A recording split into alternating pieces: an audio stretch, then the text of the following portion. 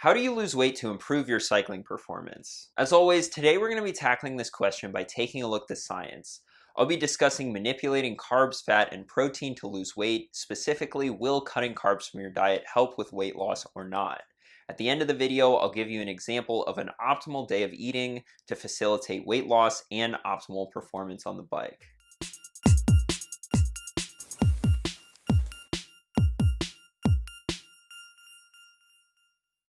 Welcome back to another video. My name's Dylan and I'm a cycling coach at CTS.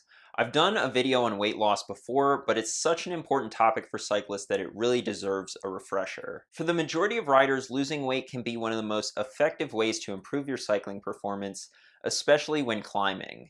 If you're not familiar with power to weight ratio, basically it's a way of measuring how strong a climber you are, and it's expressed in watts per kilogram. To display just how powerful losing excess body weight can be, let's take a look at an example. Let's say we have a 70 kilogram rider who can do 300 watts for 20 minutes, so that's 4.28 watts per kilogram.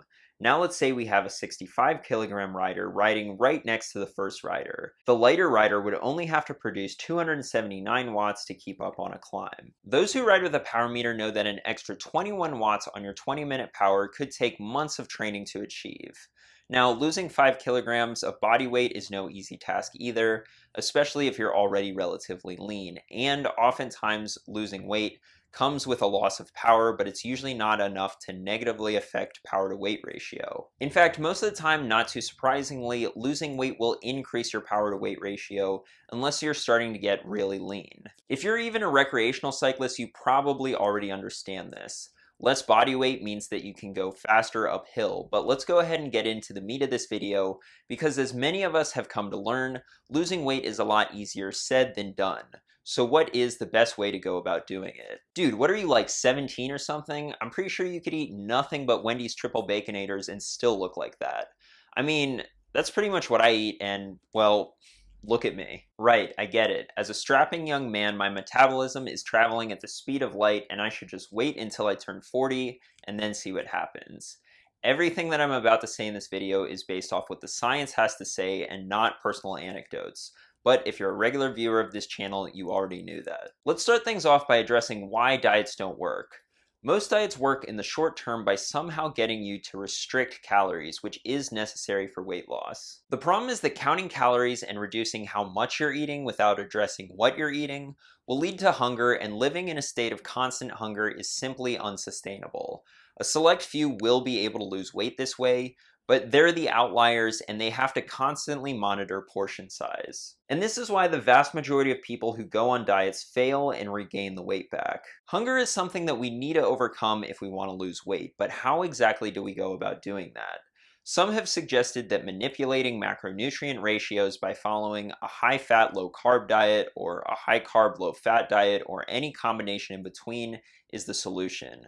Let's see what the science has to say. This study comparing diets with different compositions of fat, protein, and carbohydrates took 811 overweight adults and put them onto 4 different diets with a range of different macronutrient ratios.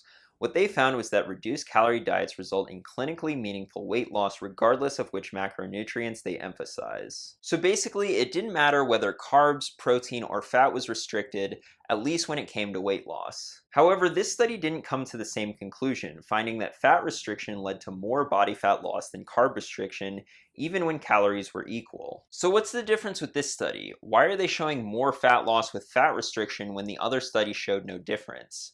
It's because this study actually looked at changes in body fat, while the other study only looked at changes in body weight. If you're just looking at the scale, the low-carb diet did result in more weight loss, but not more fat loss. The reason? Low-carb diets result in greater lean mass loss, mainly through the loss of water weight. Glycogen is your body's stored carbohydrates, and glycogen contains water. When you deplete your glycogen stores by following a low-carb diet, that water goes with it. The difference between having full and depleted glycogen stores could be 4 pounds or more. So when low-carbers step on the scale and see this, it's hard not to get excited. But this isn't the kind of weight that you want to be losing. In fact, low-carb diets may have a negative impact on body composition even when done with regular exercise. This study on the effect of the ketogenic diet on body composition during resistance training had subjects complete an 8-week resistance training program on a ketogenic and non-ketogenic diet. Not surprisingly, the non-keto group gained almost a kilo of muscle, but the ketogenic group actually lost a small amount of muscle mass, and they concluded that the ketogenic diet might not be useful to increase muscle mass. This is somewhat ironic considering that the ketogenic and other low-carb diets are pretty popular right now amongst bodybuilders and gym rats. So I don't know if you guys knew this, but Hypergain Beast Mode Mass Gainer Raw Edition in the cupcake flavor has 0 grams of carbohydrates, so you don't have to worry about getting knocked out of ketosis when making those gains. Alright, but at the end of the day, gravity doesn't care whether you're lighter because you have less fat or less water. So in that sense, low carb still wins, right? Well, not exactly, because remember, our ultimate goal is to actually ride faster, and following a low-carb diet certainly won't help with that. This review on carbohydrate dependence in endurance athletes concluded that despite renewed popular interest in high-fat, low-carb diets for endurance sports, fat-rich diets do not spare carbohydrates or improve training capacity and performance, but instead directly impair rates of muscle glycogenolysis and energy flux. From this review on periodized nutrition for athletes, the ketogenic diet has received considerable attention in the popular press, and many claims have been made recently. However, it is important to realize that to date, not a single study has demonstrated performance benefits of a ketogenic diet. And the evidence that carbs improve performance is overwhelming. This 2011 meta-analysis that looked at 88 randomized crossover studies on carbohydrate consumption and endurance performance came to the conclusion that carbohydrates show a large benefit to performance. Basically, low carb is not the method that you should choose to lose weight or increase your cycling performance. Some have suggested adopting a low-carb diet in the off-season and then reintroducing carbs once the season starts, but remember that most of the weight that you lose on a low-carb diet is water weight, and once you reintroduce carbs again, you'll gain that water back. So right now you may be thinking, well, if low-carb isn't the answer, then surely low-fat is. I can eat all the white bread and Coca-Cola I want as long as I keep the amount of fat I'm eating to a minimum. No. That's not what I'm advocating for here either. And in fact, at least when it comes to weight loss, it may be beneficial to forget about macronutrients entirely and even forget about calorie counting. Yes, that's right, no calorie counting. If you're counting calories, that means that you're gonna be hungry, and as we've already established, that isn't sustainable. Instead, focus on what you're eating, and in particular, make sure that it's low in calorie density, meaning that for a given weight of food, it has relatively few calories. A study on energy density of foods' effects on energy intake took 18 subjects and provided them with meals for 2 days during 3 separate testing sessions. In these 3 sessions, subjects consumed either low, medium, or high energy density or calorie density meals. The results showed that significantly more calories were consumed for the higher energy density conditions, even though the amount of food by weight was relatively similar. Calories consumed were around 1,800 calories for the high energy density group and below 1,400 calories for the low. The study concluded that energy density influenced energy intake independent of macronutrient composition, and that subjects reported no difference in feelings of hunger or fullness. Carbs, protein, fat, that wasn't as important as the overall calorie density of the diet, and these results have been shown over the long term as well. A study on energy density's effects on weight change over 6 years took 186 subjects and measured the energy density of their diet.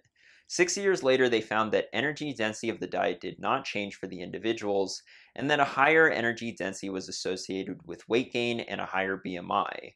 The study concluded that low energy density diets moderate weight gain, and that a lower energy density can be achieved by consuming more fruits and vegetables. This review on dietary energy density and body weight, looking at many studies, confirmed this, concluding that their findings highlight the growing body of scientific evidence suggesting a relationship between energy density and body weight, and that consuming diets low in energy density may be an effective strategy for managing body weight. So this whole low calorie density thing sounds pretty good in theory, but what does it actually look like?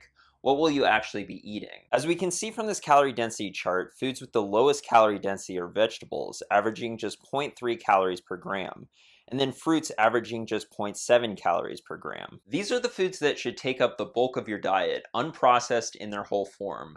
That unprocessed bit is critically important. As you can see, for example, there's a huge jump in calorie density when going from unprocessed carbs to processed carbs, and unprocessed plant-based protein sources like beans, chickpeas, and lentils are generally lower in calorie density than more traditional animal-based sources. In fact, the more you center your diet around whole plant foods, generally the lower it is in calorie density and the easier it becomes to lose weight without restricting food. In this study on a whole food plant-based diet for the treatment of obesity, heart disease, and diabetes, they took obese and overweight subjects and put them on a whole food plant-based diet. They concluded that to the best of our knowledge, this research has achieved greater weight loss at 6 and 12 months than any other trial that does not limit energy intake or mandate regular exercise, and these results have been confirmed in the literature. This is the reason why those following fully plant-based diets on average have the lowest BMI, even over vegetarians and pescatarians. This does not mean that a plant-based diet is the cure-all. A vegan could eat nothing but french fries and Oreos and be way worse off than somebody who eats a lot of plants but also has some meat in their diet. What we can learn from these studies is that the more whole plant foods we eat, especially fruits and vegetables, and the fewer processed foods we eat, the easier it is to lose weight.